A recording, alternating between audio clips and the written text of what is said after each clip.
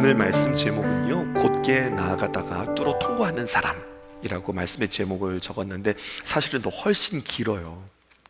원래 원 제목은 이렇습니다. 곧게 나아가다가 막힐지라도 주저앉지 않고 일어서 뚫어 통과하는 사람. 원래 이렇게 되는 건데 너무 길어서 줄였습니다. 오늘 말씀 정말 잘 전하고 싶어요. 왜냐하면 정말로 1년에 한 번 교회 나오신 분들 계시거든요. 정말 오래간만에 교회 나오신 분들이 계셔서 이들이 정말로 한 번 교회 나오셨는데 이들에게 정말 중요한 꼭 들려주고 싶은 말씀 들려주고 싶다라고 하는 마음으로, 간절한 마음으로 오늘 말씀을 준비했어요.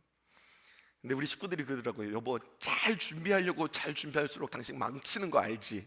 그러니까 적당히 해요. 그렇게 이야기했는데 하여튼 오늘 정말로 중요한 말씀이고 잘 전하고 싶습니다. 또 한 가지 사실은요, 오늘 설교가 짧다는 거예요.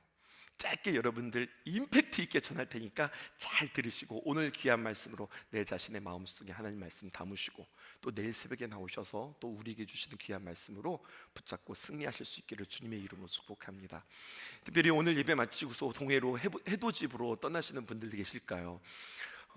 떠나신다 하더라도 유튜브 통해서 여러분 새벽 방송 들으실 수 있었으면 좋겠고요. 진짜 중요한 것은 해돋이를 보는 것보다 더 중요한 것, 그 해를 창조하신 그 하나님을 내 마음속에 두고 여러분들의 마음 가운데 해가 뜨기를 주님의 이름으로 축복합니다. 아멘이시죠? 네, 그렇게 여러분들 동해 안 가고 내일도 여기서 만났으면 좋겠네요. 그렇게 여러분들 하나님의 귀한 말씀 마음속에 새겼으면 좋겠습니다. 오늘 세 가지 이야기할게요. 첫 번째, 오늘 말씀에 보면은 복이 있는 사람이 있고 복이 없는 사람이 있습니다. 오늘 이 말씀을 통해서 나는 복이 있는 사람인가 복이 없는 사람인가 함께 점검해 보셨으면 좋겠습니다. 정확하게 오늘은 복이 있는 사람과 복이 없는 사람으로 이 명함을 대조하면서 우리에게 이야기하고 있는데요, 오늘 성경에 보니까 복 있는 사람, 이 사람을 다른 말로 뭐라고 이야기하면 그 사람은 옳은 사람이다, 의인이다 라고 표현되어져 있고요, 복 없는 사람은 그냥 복 없는 사람 이렇게 이야기하지 않고 그게 또 다른 표현이 있는데 그를 가리켜서 죄인이라고 또 표현해요. 또 오늘 성경에 보면은요, 이 두 사람을 비유로서 표현하고 있는데요, 복 있는 사람, 의인, 옳은 사람을 또 다른 말로 뭐라고 표현하냐면 그는 시냇가에 심겨진 나무와 같은 사람이다 이렇게 이야기해요. 그리고 반대로 복 없는 사람, 악인은 뭐라고 이야기하느냐, 껍데기와 같다는 거예요. 그래서 바람에 나부끼는 그러한 겨와 같은 사람이다 라고 이야기하는 거죠. 우리는 악인보다는 의인이 좋고요, 비록 오늘 내가 한번 교회 나왔다 할지라도 또 나는 껍데기와 같은 그러한 겨와 같은 사람이 아니라 시냇가에 심겨진 나무와 같은 사람으로 살아가야 될 텐데요, 여러분 내가 그렇게 되었으면 좋겠다 이것이 아니라 한 해를 돌아보면서 나는 어떠한 사람인가 점검할 수 있기를 주님의 이름으로 축복합니다. 더 나아가 나는 내년에 어떤 사람이 되어질 것인가 작정할 수 있는 여러분 되었으면 좋겠어요. 점검하시고 그리고 작정하시기 바랍니다. 오늘 성경은요 이렇게 시작합니다. 복 있는 사람이라고 이야기하니까 여러분 복이 무엇인지 먼저 정의하셔야 되겠습니다. 성경에 보면 복이라고 하는 말 조금 어렵게 설명할게요.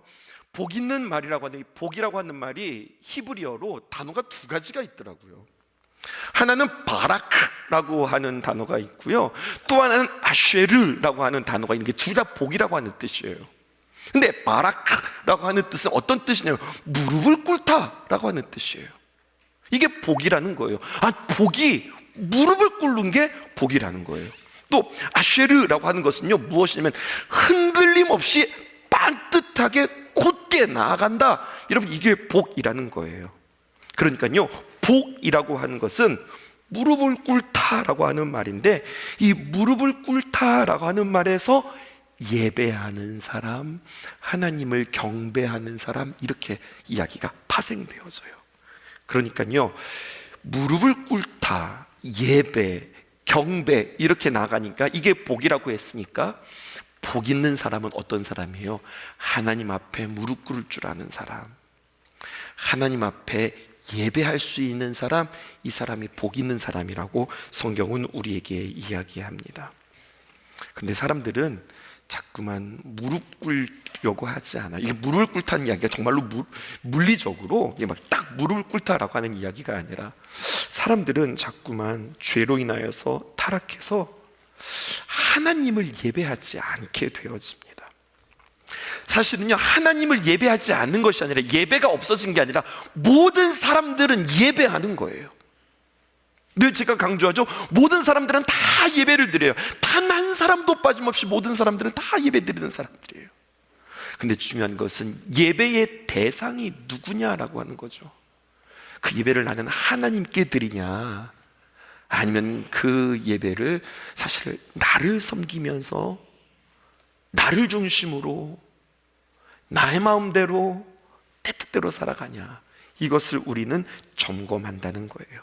그러니까 무릎 꿇지 않는 인생, 동시에 세상의 헛된 것에 무릎 꿇는 인생, 여러분, 이러면 복이 없는 건데요. 그러네, 세상은 복 있는 사람이 있네, 아이고 복이 없는 사람이 있네, 아이고 하나님 앞에 무릎 꿇어 예배하는 사람이 있네, 아이고 저들은 하나님을 예배하지 못하고 무릎 꿇지 않고 복이 없는 사람이네, 이렇게 끝나는 것이 아니라 하나님께서는 이 두 종류의 인생을 보시면서 특별히 하나님 앞에 무릎 꿇지 않고 예배하지 않는 자들에게 찾아가 그들을 구원하기 시작하시는 거예요.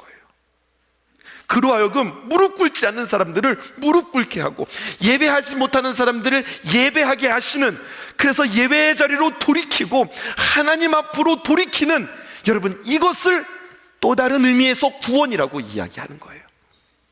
그러니까 구원이라고 하는 것은 내가 죽어서 천국 가는 것뿐만 아니라, 내가 문제에서 해결되어지는 것뿐만 아니라, 구원이란 무엇이냐면 내가 진실로 복된 사람으로 돌아가는 것, 그래서 하나님 앞에 예배하는 사람이 되어지는 것, 여러분, 이것이 구원이고요. 하나님이 이 일을 위해서 오늘도 쉬지 않고 열심히 우리에게 사역하고 있는 거예요.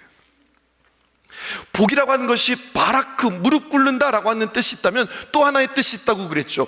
복이 뭐냐면 아쉐르라고 하는 거예요. 이거는 똑바로 나아가다, 제대로 나아가다라고 하는 뜻이에요. 그럼 제가 문제를 드릴게요. 오늘 성경에 복 있는 사람은 이라고 해서 복이라고 나왔는데, 이 복은 1번 바라크, 무릎 꿇다, 예배하다라고 하는 뜻일까요? 아니면 두 번째 아쉐르, 주님 앞에 곧바로 나아가다, 똑바로 나아가다 라고 하는 뜻일까요? 오늘 성경은요, 여러분, 두 번째 의미를 우리에게 이야기하고 있어요. 하나님 앞에 똑바로 나아가는 거예요.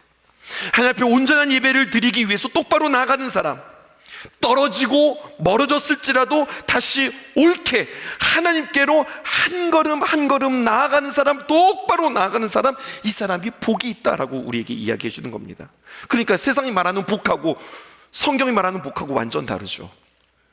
세상은 뭐가 복이라고 이야기합니까? 그러니까 교회에 나와서 우리가 성경의 말씀을 들을 때 결국 우리는 정의 싸움하는 거거든요. 본질 싸움하는 거거든요. 세상은 자꾸만 뭐가 복이 있다고 이야기하면, 네가 뭐 가졌어? 네가 뭐를 할 수 있어? 우리의 소유와 우리의 가능성을 통해서, 야, 너 복 있는 사람이네, 너 그런 것도 가졌어? 너 그런 것도 할 수 있어? 그런 능력이 있어? 아, 그런 힘이 있어? 야, 당신 대단한 사람인데, 아, 복 받은 사람이네 라고 이야기하지만, 성경은요 아니라고 이야기하는 거예요. 또 구체적으로 이야기해 볼까요? 세상에서는요, 돈이 있어야 복 받았다고 이야기하고, 명예가 있고 힘이 있어야 복 받았다고 생각하고, 심지어는 건강이 있어야 복이 있다고 이야기하는데, 지금 다 공통분모 여러분들 들으셨어요? 다 있어야 된다고 이야기하는데, 성경은 아니요. 성경은 복을 소유로 이야기하지 않아요. 내가 주님 앞에서 어떤 자세를 가지고 있느냐, 어떤 태도를 가지고 있느냐, 그래서 나는 주님 앞에서 어떤 사람이냐, 이것을 통하여서 복을 이야기하고 있다는 거예요. 그럼 두 번째 가보실까요? 복이 없는 사람의 3단의 변신을 여러분들에게 소개하겠습니다. 아, 복이 없는 사람은 이렇게 살고 이렇게 살고 이렇게 산다고? 여러분, 3단 변신을 여러분들에게 소개하는데, 성경은 우리에게 이렇게 이야기하는 겁니다. 복 있는 사람 3가지의 자세와 태도를 우리에게 이야기하면서 반대로 이야기하고 있어요. 그러니까 여러분, 반면교사라고 하는 거 있죠. 아, 난 저렇게 하지 말아야 되겠다, 나 저렇게 살지 말아야 되겠다라고 하는 반면교사로 우리에게 복 없는 사람 3단계를 우리에게 이야기해주고, 그리고 복 있는 사람을 우리에게 이야기해줌으로 말미암아 당신들은 복 있는 사람으로 사세요, 지금 성경의 논리는 이렇게 가고 있는 겁니다. 그러면 복 없는 사람의 3단 변신은 무엇일까요? 1절에 이렇게 기록되어져 있습니다. 복 있는 사람은 악인의 꾀를 따르지 아니하며 죄인들의 길에 서지 아니하며 오만한 자들의 자리에 앉지 않는다. 그랬으니까 이제 거꾸로 해보십시다. 이 명제의 역을 이야기해 보십시다. 복 없는 사람은 악인의 꾀를 따르고 죄인들의 길에 서고 그리고 오만한 자의 자리에 앉는 사람이다. 이렇게 우리는 이야기할 수 있는 거예요. 악인들의 꾀, 죄인들의 길, 그리고 오만한 자들의 자리, 이것을 생각해 볼게요. 악인의 꾀라고 하는 것은요, 이제는 내년부터는 여러분 이것을 점검하셔야 돼요. 먼저 무엇을 점검하냐면 나의 마음을 점검하는데 나의 의도가 무엇인가, 이거를 파악하는 것이 너무너무나 중요해요. 나뿐만 아닙니다. 다른 사람과 이야기할 때도 저 사람이 막 뭔가를 막 이야기하는데 저 사람이 말하는 그 말이 아니라 저렇게 말하는 저 사람의 마음의 중심의 의도는 무엇인가, 이것을 볼 줄 아는 사람이 굉장히 중요해요. 근데 여러분, 악인들의 꾀라고 하는 것은 무엇인가 보았더니요, 이 꾀가 바로 의도라고 하는 말이 포함되어져 있어요. 그러니까 악인들의 꾀는 악한 의도가 있는 거예요. 그 의도를 이루고자 죄인들의 길, 죄인들의 방법, 죄인들이 사용하는 방법을 사용하게 되어지는 거예요. 그리고 그는 하나님 앞에 무릎 꿇는 자가 아니라 결국 오만한 자들과 함께 오만한 자들이 마련한 그 자리를 자꾸만 찾아다니다가 결국 어디에 무릎 꿇고 어디에 앉느냐, 오만한 자의 자리에 앉게 되어지는 거예요. 원조복음으로 여러분들 풀어볼까요? 창세기 3장에 보면은요, 선악과를 따먹고 싶다라고 하는 사실 그들의 마음 가운데 그런 경향성, 그러한 의도가 있었어요. 그런 마음이 있었습니다. 그러자 선악과를 떨칠 수 없는 죄의 길을 버릴 수 없는 그 길을 그들은 걷게 되었고요, 그리고 결국 죄인들의 길에 서게 되었고, 아담에게도 하와가 선악과를 따먹고 그에게도 줌으로 말미암아 죄는 번져가게 되었고, 그렇게 오만한 자가 마련한 그 자리에 철푸덕 앉게 되었어요. 첫 단추를 잘 꿰어야, 첫 걸음을 잘 디뎌야 여러분, 우리가 모든 것들이 잘 풀리듯 나의 의도는 무엇인가, 그래서 결국 지금 내가 무엇을 원하고 있지, 심지어는 내가 그것도 모를 수도 있어요. 내가 뭔가를 막 말하고 내가 뭔가를 잘 설명하려고 하고 자꾸만 다른 사람들을 설득하려고 하는데 사실은 내 마음의 의도가 있다고요. 여러분, 그것을 보실 수 있으셔야 합니다. 훔쳐야 되겠다, 저거 내가 뺏어야 되겠다 라고 하는 내 마음속에 결정이 있어요. 그리고 내 마음속에 그 작정이 있고 내 마음속에 그 의도가 있어요. 무슨 생각을 할까요? 그러면 어떻게든지 뺏어야지, 어떻게 훔쳐야지, 이런 생각을 하지. 그런 의도를 가진 사람이 훔치지 말아야지, 뺏지 말아야지, 여러분들 이런 생각을 하지 않을 겁니다. 어떻게 하면 감쪽과 같이 속일 수 있을까? 어떻게 하면 감쪽과 같이 훔칠 수 있을까? 여러분, 이것을 생각하게 되어지는 거예요. 이것이 악의 꾀, 악의 의도라고 하는 겁니다. 그래서 그 생각은 결국 그로 하여금 죄를 짓게 만들고 오만한 자리로 가서 자리를 잡게 되어지는 과정입니다. 이렇게 3단으로 변신한다고요. 그래서 결국 오만하다고 하는 말은요, 잘난 척하고 교만한 것을 이야기하는 것이 아니라 여러분, 이것은 조롱한다고 하는 이야기예요. 소극적으로는 무시하고 적극적으로는 여러분들 조롱하는 겁니다. 그러니까 교만이다라고 하는 것은요, 거들먹거리는 게 아니에요. 잘난 척하는 것이 오만함이 아닙니다. 교만과 잘난 척은 결국 무엇을 하느냐, 그 끝을 보았더니 하나님을 무시하거나 소극적으로, 아니면 적극적으로 하나님을 조롱하는 자리까지 나아가게 되어지는 거예요. 그러니까 여러분, 복이 있는 사람의 걸음은 악의 꾀, 악의 의도를 분별하고 죄 짓는 길에 서지 않고 죄의 자리에 자리 잡지 않고 그것을 멈추는 것입니다. 삐뚤게 가는 것이 아니라 바로 가는 거예요. 하나님을 무시하는 것이 아니라 하나님을 사랑하고, 하나님을 조롱하는 것이 아니라 하나님 앞에 바라크, 하나님을 예배하고 무릎 꿇는 자리에 나아가는 거예요. 그래서 결국 아슈에로 똑바로 걸어가는 사람, 이 복이 결국 바라크, 어디까지 나가느냐? 하나님 앞에 무릎 꿇어 예배하는 사람이 되어지는 겁니다. 그러니까 이 복, 저 복 각각이 아니라 아쉐르가 바라크로 곧게 한 걸음 한 걸음 걸어 나가다가 결국 그는 어디까지 가는 거예요? 하나님 앞에 무릎 꿇어 예배하는 자로 서게 되어지는 거예요. 복이 없는 사람은요, 악인의 의도대로 따라가다가 죄를 짓다가 결국 오만한 자리에 앉게 되어지는 거고요, 끝을 쭉 가다 보면 처음은 비슷해 보였으나 점점점 가서 결국 앉는 자리가 다르게 되어지는 거예요. 어렵게 설명했죠. 이제 우리의 삶 속에 이제 쉽게 적용해 볼게요. 이런 겁니다. 우리에게 참 복이라는 거 좋아하고 또 복 받기 원하고, 우리 이제 나가면서도 서로에게 그렇게 인사할 텐데요, 새해 복 많이 받으세요, 그렇게 이야기할 텐데, 근데 뭔 줄 아세요 여러분? 죄를 짓는 일은 쉽다 어렵다? 쉬운 거예요.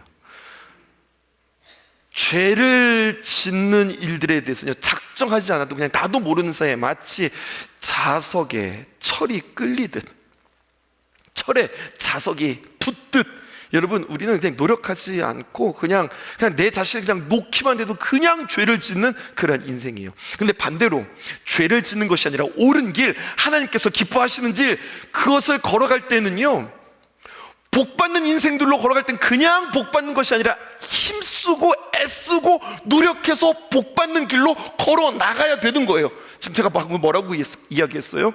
복받는 길로 나갈 때는 뭐를 써야 된다고요? 힘을 써야 된다고요, 애를 써야 된다고요, 노력을 해야 된다고요. 그러니까 이 사람은 복받는 길로 나가기 위해서는 뭐가 필요한 거예요? 힘을 받아야 되는 거예요. 힘을 얻을 때에, 힘을 공급받을 때에 복 있는 자리로 나아가게 되어지는 거예요. 이게 바로 2절에 기록되어져 있습니다. 그래서 복 있는 사람의 3단 변신을 오늘 우리에게 이렇게 이야기합니다. 뭐라고 이야기하느냐? 2절에 보니까 이렇게 이야기하고 있습니다. 오직 여호와의 율법을 즐거워하여 그의 율법을 주야로 묵상하는 자로다 라고 이야기하고 있어요. 이 부분 여러분들한테 여러 번 설명한 것 같은데요, 성경 가지고 계신 분들은 여러분 주야로 묵상하는도다 라고 할 때 그 묵상에 뭐라고 성경이 기록되어져 있나 보세요. 거기에 숫자가 적혀져 있어요. 1번이라고 적혀져 있고, 뭐라고 적혀져 있느냐? 여러분, 이게 무슨 말이냐면 히브리어라는 뜻이에요. 히브리어로 이 묵상이라고 하는 것이 뭐냐? 작은 소리로 읊조리다. 이게 묵상이라고 성경이 우리에게 이야기하고 있어요. 여러분, 읊조리는 게 뭘까요? 읊조리다, 이것은요, 조용한 가운데 침착하고 조근조근하고 나지막한 목소리로 하나님의 말씀을 이렇게 웅얼웅얼 이렇게 읽는 것처럼 여러분들이 이해하기 쉬울 텐데요, 네, 그게 읊조리는 거 맞죠? 그리고 정말로 사람들은 묵상을 그렇게 해요. 근데 성경은 여기에서 한 단계 더 변신하라고 이야기해요. 읊조리다라고 하는 뜻을 정확하게 알라고 이야기하는 거예요. 그것은 바로 무엇이냐? 소리는 나지막해요. 그런데 여러분, 그 상태는 엄청 강렬한 겁니다. 맹수가 먹잇감을 포획하기 위하여서 사자후를 토하기 전에 여러분 으르렁거리는 모습이에요. 우리 집에 사자는 없어도 우리 집에 강아지는 하나 있어요. 조이라고. 근데 말이에요 여러분, 가끔씩 자기가 사자인 줄 알아요. 그러더니요, 자기가 그 사자 흉내를 내는데 늘 사료만 먹다가 정말로 좋은 간식 하나 주게 되어지면 거기에 그냥 눈이 얼마나 반짝반짝거리는지 몰라요. 그리고 우리가 그것을 뺏으려고 하면 그에게 으르렁거리는 소리가 나와요. 하는 소리가 나와요. 소리는 무척 낮아요. 크지 않아요. 왕왕왕왕 짖지 않습니다. 으르렁거리는데 여러분, 그 소리가 마치 묵상하다라고 하는 그 말이라고 똑같은 거예요. 무슨 뜻입니까? 안 뺏길 거야, 안 놓칠 거야, 주인도 없어, 내 눈에 지금 맛있는 게 보였어, 거리는 거. 여러분, 묵상이라는 것이 작은 소리로 읊조리다라고 하는 뜻이 있다면, 두 번째, 내가 그것을 통해서 절대로 빼앗기지 않으리라, 이 말씀을 통해서 나에게 주시는 하나님의 귀한 말씀을 반드시 포착하리라, 내가 반드시 붙잡으리라 라고 하는 그런 뜻이라는 겁니다. 그러다가요 여러분, 세 번째, 이 묵상하다고 하는 뜻이 이런 뜻이 있어요. 의도하다, 꾸미다, 계획하다, 경영하다. 잠깐만요, 아까 의도하다라고 하는 뜻이 있었는데요, 어디에서 의도하다라고 하는 뜻이 있었죠? 악인의 꾀, 악인의 꾀도 의도하다라고 그랬는데, 여러분 묵상도 뭔가를 지금 의도한다는 거예요. 이게 지금 같은 뜻이라고요. 출발선이 다릅니다. 여러분, 악한 자의 꾀는 어디에서 출발하느냐? 어떻게 하면 내가 뺐지? 어떻게 하면 내가 갔지? 어떻게 하면 내가 잘 되지? 중심이 어디에 있냐면 나에게 있는 거예요. 내 중심으로 어떻게 하든지 뭔가 이것들을 가질까라고 하는 의도와 계획들을 갖게 되어지는 거예요. 근데 묵상은요, 그게 아니에요. 나의 의도가 아니라 하나님의 말씀, 내게 포착된 이 귀한 말씀을 가지고 내가 어떻게 살지? 이것들을 가지고 어떻게 계획해 나가지? 이 말씀을 가지고 내가 어떻게 경영해 나가지? 이것을 생각하는 거예요. 그래서 시편 2편에 경영이라고 하는 단어가 등장하기 시작하는 겁니다. 그러니까요, 여러분, 하나님 앞에 우리가 하나님의 귀한 말씀을 읊조리고, 그리고 그 말씀을 포착하고 뺏기지 않으려고 노력하고, 뺏기지 않는 것뿐만 아니라 그 말씀을 가지고 내가 의도를 하면서 내가 그 말씀으로 나의 삶을 경영하고 그 말씀을 기준으로 내가 계획을 삼는 사람, 이 사람에게 힘이 생기기 시작하는 거예요. 하나님의 말씀을 담고 하나님의 말씀을 닮아가면서 하나님의 말씀에 치열하게 빼앗기지 않겠다고 하는 그 뜻, 하나님의 말씀을 캐내서 나를 비추어 보고 하나님의 뜻을 발견하고, 하나님께서 나에게 뭐라고 지적하는지, 하나님께서 나에게 뭐라고 인도하시는지, 나에게 뭐라고 위로하시는지, 때로는 하나님의 귀한 책망이 무엇인지 계속해서 나에게 적용하는 거예요. 보세요, 읊조리면서 내 머릿속에 들어왔다면 으르렁거리면서 여러분 내 마음 가운데 품고요, 그리고 내가 그 말씀을 가지고서 나의 삶에 경영하는 것은 그 말씀이 머리에서 그리고 가슴에서 나의 손과 발로 뻗쳐나가는 겁니다. 여러분, 그렇게 되어지면 오만한 자가 아니라 예배하는 자가 되어지고, 오만한 자의 자리에 앉지 않고 예배하는 자의 자리에 앉게 되어지는 거예요. 다 오셨습니다. 그러므로 우리 2025년도의 새해 비전입니다. 그것은 무엇일까요? 곧게 나아가다가 뚫어 통과하는 사람입니다. 3절 보실까요? 그는 시냇가에 심은 나무가 철을 따라 열매를 맺으며 그의 잎사귀가 마르지 아니함 같으니 그가 하는 모든 일이 다 형통하리로다. 여러분, 형통한다는 것은 아무런 문제 없이 평탄하게 그냥 쭉쭉 나간다, 이런 것이 형통이 아닙니다.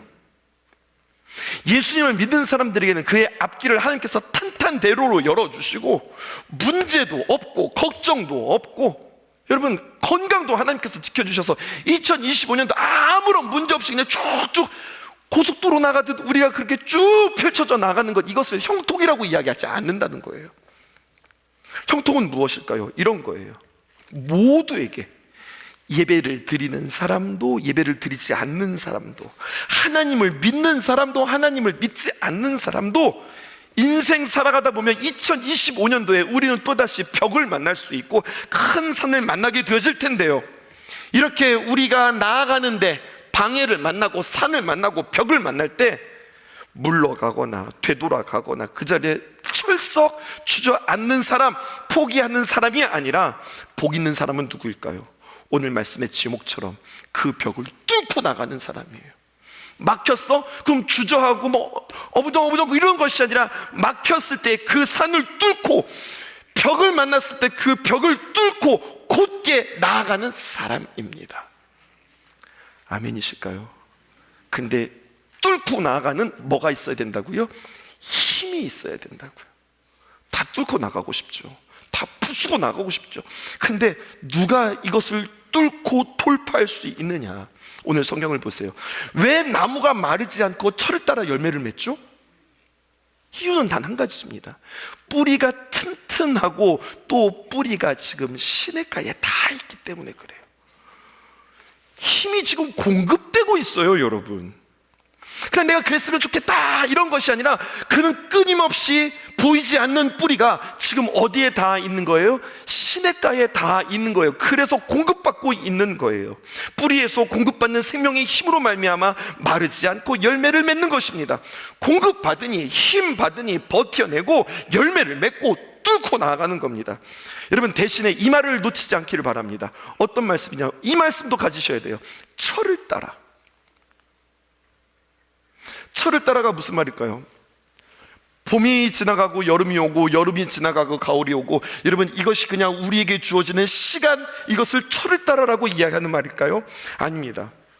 시절이라고 하는 것은 그냥 우리에게 일반적인 크로노스의 시간, 그게 아닙니다. 여러분 여기서 시간이라고 하는 것은 이런 겁니다. 때가 참해, 분량이 참해.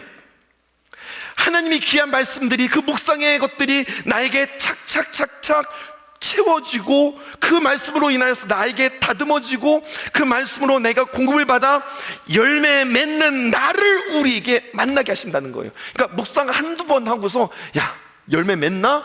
뚫고 지나가나? 내가 한두 번 맛보고서 벽이 있으면 내가 뚫어지나? 아니죠. 철을 따라라고 하는 것은 시간이 필요한 거예요. 내가 하나님 앞에 훈련의 시간들이 필요한 거예요. 가을이 지나 추운 겨울이 지나, 여러분 모든 것이 바짝 마른 것 같은데 봄에 바위 사이로, 심지어는 아스팔트 그 갈라진 그 사이로 피어오르는 실록을 보면 정말로 기특하지 않아요? 대단하지 않아요? 근데 그게 그냥 되는 게 아니에요. 뿌리는 지금 공급받고 있었다는 이야기예요. 이파리라고, 어떤 싹이라고 줄기에 붙어 있으면, 혹은 뿌리에 붙어 있으면 어떤 상황에서도 산다. 왜? 공급되어지고 있으니까. 하나님을 가까이 함이 복이라고 했는데, 여러분 그 말씀이 여러분들에게 실제가 되었으면 좋겠습니다. 뚫고 나가기를 원하죠. 막히지 않기를 원하죠. 근데 원함만 있어서는 안 된다고요. 공급이 있어야, 채워지는 것들이 있어야 뚫고 나아갈 수 있다고 성경은 우리에게 이야기합니다. 잎사귀에 아직 열매가 보이지 않아도 그 잎사귀가 마르지만 않으면 그 잎사귀는 언젠가 풍성한 열매를 맺을 수 있다는 겁니다. 반대, 아기는 어떨까요? 바람이 나오는 겨와 같습니다. 겨라는 건 무엇입니까? 알맹이 없고 껍데기만 있다는 겁니다. 쭉정이만 있다는 겁니다. 그런 인생 되지 않기를 원해요. 오늘 3절은 형통을 말하면서 의인은 복 있는 사람은 시냇가에 심은 나무라고 비유하고 있다면, 4절 복 없는 사람은 거꾸로 이렇게 이야기합니다. 나무는요 히브리어로 에츠, 그리고요 겨는요 모츠. 시인이 탁월하지 않아요? 에츠와 모츠, 발음도 비슷하고 이 라임을 붙여가면서 이 단어를 가지고 왔습니다. 시편의 기자는 문학적인 표현을 통하여서 메시지를 지금 강화하고 있어요. 에츠와 모츠, 발음은 비슷한데 의인은 나무, 악인은 겨, 본질은 너무 다른 존재라고 우리에게 이야기해요. 겉보기에는 에츠, 모츠, 발음은 비슷하지, 하지만 실제의 본질은 너무너무 다른 거예요. 그러므로 나무와 같은 존재로 심기어져 살아갈 것인지, 껍데기와 같은 존재로 나부끼면서 살아갈 건지, 그 본질의 차이는 엄청나게 크지만 그 삶의 차이는 메츠, 모츠, 에츠와 모츠처럼 별 차이가 없는 이 작은 차이로 말미암아 엄청난 큰 본질의 차이를 결정짓는다고 하는 이야기예요. 나무는 바람에 비록 흔들릴지라도 나무는 바람에 날리지 않습니다. 뿌리는 견뎌내고 지켜내기 때문에 그렇습니다. 그런데 겨는 달라요. 작은 바람에도 이리저리 날리고 왔다 갔다 합니다. 그렇다면 뿌리의 근간이 된 것은 무엇일까요? 그것은 말씀을 가까이 하는 거예요. 2025년도의 비전, 현수막이 바뀐 거 여러분들 보이세요? 또 다시 한번 우리는 말씀의 해를 만납니다. 말씀을 담고, 그리고 말씀을 닮아. 여러분 송구정신 예배, 여러분을 겨와 같은 인생이지 않기를 주님의 이름 축복합니다.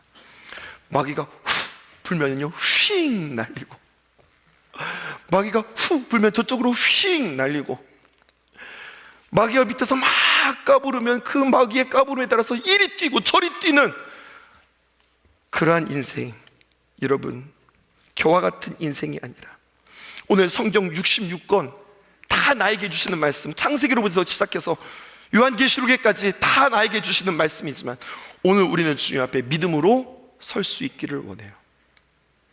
어떻게 해요? 우리가 기도 제목도 드리고, 또 우리가 하나님 앞에 귀한 예물도 드리고 말씀을 뽑는데, 뭐 말씀 뭐 늘 그냥 하나님 앞에 이때쯤에서 나 뽑는 거야. 글쎄 이번에 어떤 말씀 주실라나, 이 정도의 무게가 아니라, 여러분 우리 믿음으로 한번 고백해 보실까요?